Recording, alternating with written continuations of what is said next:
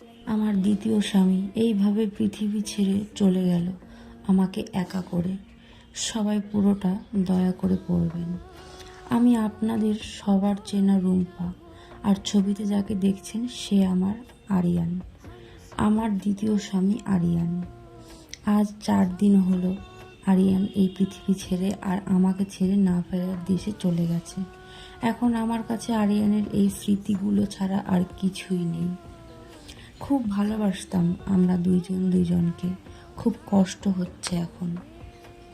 Social মিডিয়ায় অনেকে আমাদের নিয়ে অনেক খারাপ কথা বলছো, আমি সেগুলো সহ্য করতে পারছি না। আরিয়ান একদম চাইতো না যে কেউ আমাকে নিয়ে কোনো খারাপ কথা বলুক। আরিয়ান চলে যাওয়ার পর আমারও আর বেঁচে থাকার কোনো ইচ্ছা নেই। ভগবান যেন আমাকেও তাড়াতাড়ি আরিয়ানের কাছে নিয়ে যায়। আমার সোশ্যাল মিডিয়ায় ভিডিও করতাম একসাথে, অনেক বছর ধরে ভিডিও বানাই আমরা। সবাই তো সোশ্যাল মিডিয়ায় প্রফেশনালি কাজ করে, কিন্তু আমরা শুধুমাত্র ভালোবাসা পাওয়ার জন্য ভিডিও করতাম। ইনকাম করতেই যদি আসতাম তবে আজ আমার আরিয়ান আমার কাছেই থাকতো।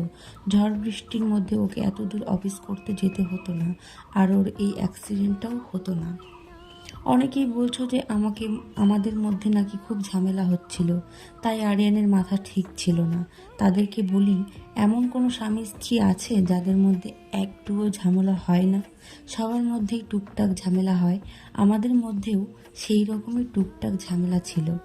অবশ্য এটা পরে ঠিক হয়ে গেছিল। আমরা একে অপরের সাথে বেশিক্ষণ ঝামেলা করে থাকতে পারতাম না। যেই দিন আমার আরিয়ানের অ্যাক্সিডেন্ট হলো সেই দিনও আমার হাতের খিচুড়ি খেতে চেয়েছিল। আরিয়ান আমার হাতের খিচুড়ি খুব পছন্দ করত, তাই আমিও ওর জন্য খিচুড়ি করে রেখেছিলাম। কিন্তু ভগবান আমার হাতের খিচুড়ি ওকে আর খেতে দিল না।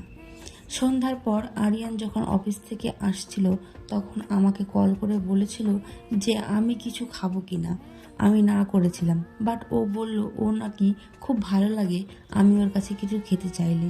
তাই আমি বলেছিলাম আইসক্রিম নিয়ে আসো। ও আমাকে বলল যে তুমি কোনো চিন্তা করো না, খুব বৃষ্টি হচ্ছে তাই আমি একটু ধীরে ধীরে যাচ্ছি। আমি বললাম লেট হোক, বাট তুমি আস্তে আস্তে গাড়ি চালিয়ে সাবধানে এসো। ও বলল ঠিক আছে, কিন্তু ভগবান সেটা হতে দিল না। আমার কাছ থেকে কেড়ে নিল আমার আরিয়ানকে। সকালবেলায় ওর বাইকটা একটু প্রবলেম করছিল, তাই ও আমার স্কুটিটা নিয়ে গেছিল। আমি বারবার বলেছিলাম যে গাড়ি আস্তে চালাবে, কিন্তু ও আমার কথা শোনেনি। বৃষ্টির মধ্যেও ওর স্কুটি জোরে চালিয়েছে, আর তারপরে এই দুর্ঘটনাটা ঘটে গেছে। ওইখানকার লোকজন বলেছিল যে স্পটেই ডেট হয়ে গেছে। আমি খবর পাওয়া মাত্রই বৃষ্টির মধ্যে বাড়ি থেকে বেরিয়ে পড়ি ওর কাছে যাওয়ার জন্য।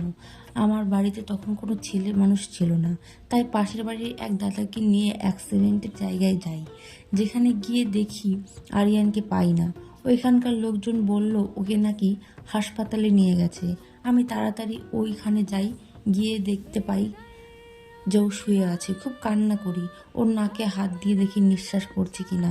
সবাই ইশারা করে আমাকে বলে আরিয়ান নাকি না ফেরার দেশে চলে গেছে। ওইটা শুনে আমার পায়ের তলা থেকে মনে হলো মাটি সরে গেল। আমি হাউমাউ করে কাঁদতে থাকি। এইভাবে আমার সব শেষ হয়ে গেল। আমার কত স্বপ্ন দেখেছিলাম আমরা একসাথে, সেইগুলো আর পূর্ণ হলো না। আমার আগের সংসারের কথা জেনেও আরিয়ান আমাকে অনেক অনেক বেশি ভালোবাসতো। শুধু আগের একটা সংসার নয়, আমার আগের সংসারে একটা মেয়েও আছে।